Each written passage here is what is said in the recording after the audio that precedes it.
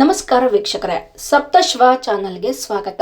ಅಯೋಧ್ಯೆಯ ಶ್ರೀರಾಮನ ಪರಮ ಭಕ್ತನಾಗಿದ್ದ ಉದ್ಯಮಿ ರಾಜೇಂದ್ರ ನಾಯ್ಡು ಅವರು ಸೈಬರ್ ವಂಚಕರ ಬಲೆಗೆ ಬಿದ್ದು ಷೇರು ಮಾರುಕಟ್ಟೆ ಹೆಸರಿನಲ್ಲಿ ಬರೋಬ್ಬರಿ 8 ಕೋಟಿ ರೂಪಾಯಿಗೂ ಹೆಚ್ಚು ಹಣ ಕಳೆದುಕೊಂಡಿರುವ ಘಟನೆ ದೇಶಾದ್ಯಂತ ಆತಂಕ ಮೂಡಿಸಿದೆ. 71 ವರ್ಷದ ರಾಜೇಂದ್ರ ನಾಯ್ಡು ಅವರ ಅಯೋಧ್ಯೆ ಶ್ರೀರಾಮನ ಮಂದಿರಕ್ಕೆ ಬೆಳ್ಳಿ ಪೂಜಾ ವಸ್ತುಗಳು ಹಾಗೂ ಬೃಹತ್ ಗಂಟೆ ದೇಣಿಗೆಯಾಗಿ ನೀಡಿದವರು. ಸಾಲ ತೀರಿಸಿದ ಬಳಿಕ ಅವರನ್ನು ಸಂಪರ್ಕಿಸಿದ ವಂಚಕರು, ನಿಮ್ಮ ಸಿವಿಲ್ ಸ್ಕೋರ್ ಉತ್ತಮವಾಗಿದೆ, ಷೇರು ಮಾರುಕಟ್ಟೆಯಲ್ಲಿ ಹೂಡಿಕೆ ಮಾಡಿದರೆ ಹೆಚ್ಚಿನ ಲಾಭ ಸಿಗುತ್ತದೆ ಎಂದು ನಂಬಿಸಿ ಅವರಿಗೆ ನಕಲಿ ಅಪ್ಲಿಕೇಶನ್ ಇನ್ಸ್ಟಾಲ್ ಮಾಡಿಸಿದ್ದಾರೆ. ಆರಂಭದಲ್ಲಿ 25 ಲಕ್ಷ ಹೂಡಿಕೆ ಮಾಡಿಸಿದ ವಂಚಕರು ಹಂತ ಹಂತವಾಗಿ ನವೆಂಬರ್ ತನಕ 8.3 ಕೋಟಿ ರೂಪಾಯಿ ವರ್ಗಾಯಿಸಿಕೊಂಡಿದ್ದಾರೆ. ಆಪ್ನಲ್ಲಿ 59 ಕೋಟಿ ಲಾಭ ತೋರಿಸಿ ಹಣ ಹಿಂಪಡೆಯಲು ಯತ್ನಿಸಿದಾಗ 18% ಶುಲ್ಕ ಕೇಳಿದ ಬಳಿಕ ವಂಚನೆ ಬೆಳಕಿಗೆ ಬಂದಿದೆ. ತಕ್ಷಣ ಸೈಬರ್ ಹೆಲ್ಪ್ಲೈನ್ಗೆ ದೂರು ನೀಡಿದ ರಾಜೇಂದ್ರ ನಾಯ್ಡು ನಂತರ ಸೇನ್ ಪೊಲೀಸ್ ಠಾಣೆಗೆ ದೂರು ನೀಡಿದ್ದಾರೆ. ಪೊಲೀಸರು ಈಗಾಗಲೇ 61 ಲಕ್ಷ ರೂಪಾಯಿ ಫ್ರೀಜ್ ಮಾಡಿ ಆರೋಪಿಗಳ ಪತ್ತೆಗೆ ತನಿಖೆ ಮುಂದುವರೆಸಿದ್ದಾರೆ. ಈ ಘಟನೆ ಸೈಬರ್ ಹೂಡಿಕೆ ಹೆಸರಿನ ಮೋಸದಿಂದ ಜನ ಎಚ್ಚರವಾಗಿರಬೇಕೆಂಬ ಎಚ್ಚರಿಕೆ ನೀಡಲಾಗ್ತಾ ಇದೆ.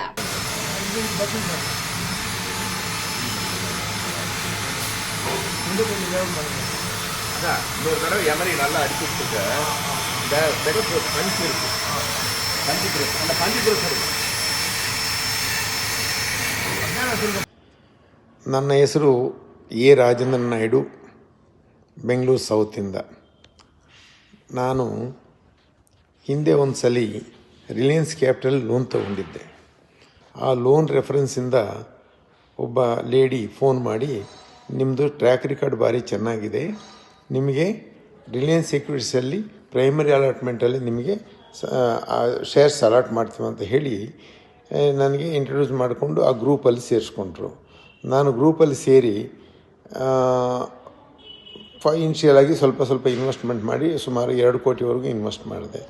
ಇನ್ವೆಸ್ಟ್ಮೆಂಟ್ ಮಾಡುವಾಗ ಅವರು ಪ್ರೈಮರಿ ಮಾರ್ಕೆಟಿಂದ ಸಾಕಷ್ಟು ಶೇರ್ಸ್ ಅಲಾಟ್ ಮಾಡ್ದಂಗೆ ನನಗೆ ಲಾಭ ಬಂದಂಗೆ ತೋರಿಸ್ಕೊಂಡು ಬಂದರು. ನಾನು ಅದು ಲಾಭ ಬಂದಿದೆ ಅಲ್ವಾ ಅಂತ ಮತ್ತೆ ನಾನು ಅದನ್ನು ಹಂಗೆ ರೀಸೈಕಲ್ ಮಾಡಿದೆ. ರೀಸೈಕಲ್ ಮಾಡುವಾಗ ಅವ್ರು ಏನು ಮಾಡ್ತಿದ್ರು, ಸಲಿಗೂ ನನ್ನ ಬಂಡವಾಳಕ್ಕಂತ ಜಾಸ್ತಿ, ನನ್ನಲ್ಲಿ ಅಲ್ಲಿ ಹೂಡಿಕೆ ಆಗಿರೋಂಥ ಅಮೌಂಟ್ಗಿಂತ ಜಾಸ್ತಿ ಅವರು ಅಲಾಟ್ಮೆಂಟ್ಸ್ ಮಾಡ್ತಿದ್ರು.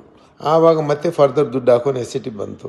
ಆ ಟೈಮಲ್ಲಿ ನಾನು ಇದು ರಿಲಯನ್ಸ್ ಸೆಕ್ಯೂರಿಟೀಸ್ ಕಾನ್ಫಿಡೆನ್ಷಿಯಲ್ ಒಳ್ಳೆ ಕಂಪನಿ ಅಂತ ಹೇಳಿ ಮತ್ತೆ ನಾನು ಇಲ್ಲಿ ಫ್ರೆಂಡ್ಸ್ ರಿಲೇಟಿವ್ಸ್ ಹತ್ರ ಸಾಲ ತಗೊಂಡು ಮತ್ತೆ ದುಡ್ಡು ಹಾಕ್ಕೊಂಡು ಬಂದೆ. ಈ ಥರ ಹಾಕ್ಕೊಂಡು 8 ಕೋಟಿ 3 ಲಕ್ಷ 1,000 ರೂಪಾಯಿ ನಾನು ಟೋಟ್ಲು ಇನ್ವೆಸ್ಟ್ ಮಾಡಿದೆ.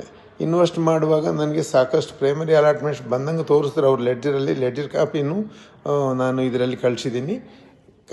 ಆವಾಗ ಇದು ಒಟ್ಟು ನನಗೆ ನನ್ನ ಅಮೌಂಟು ಹೂಡಿಕೆ ಅಮೌಂಟ್ ಸೇರಿ 59 ಕೋಟಿ 4 ಲಕ್ಷ ಇರಂಗೆ ನನಗೆ ಲೆಡ್ಜರ್ ಅಕೌಂಟ್ ತೋರಿಸ್ತು.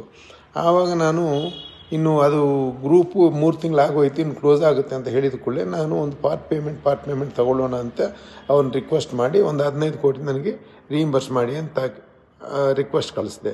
ರೀಇಂಬರ್ಸ್ಮೆಂಟ್ಗೆ ರಿಕ್ವೆಸ್ಟ್ ಕಳಿಸಿದ್ರೆ ಅವರು 15 ಲಕ್ಷಕ್ಕೆ 15 ಕೋಟಿಗೆ 18% ಸರ್ವಿಸ್ ಚಾರ್ಜಸ್ ಕೊಟ್ರೇ ಇದು ನಿಮಗೆ ರೀಇಂಬರ್ಸ್ ಮಾಡೋದು ಅಂತ ಹೇಳಿದ್ರು.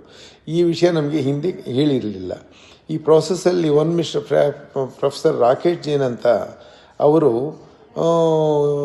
ಅನಲಿಸ್ಟ್ ಅಂತ ಹೇಳಿಬಿಟ್ಟು ಅವ್ರ ಮಧ್ಯದಲ್ಲಿ ಬಂದು, ನಿಂದು ಚೆನ್ನಾಗಿದೆ, ನಿನಗೆ ಒಳ್ಳೆ ಹೂಡಿಕೆ ಆಗ್ತಾಯಿದೆ, ನೀನು ಸ್ವಲ್ಪ ಕ್ವಾಂಟಿಟಿನಲ್ಲಿ ಇನ್ನೂ ಅಪ್ಲೈ ಮಾಡ್ಕೋಬೋದು ಅಂತ ಹೇಳಿ ನನ್ನ ಎಂಕರೇಜ್ ಮಾಡಿದ್ರು.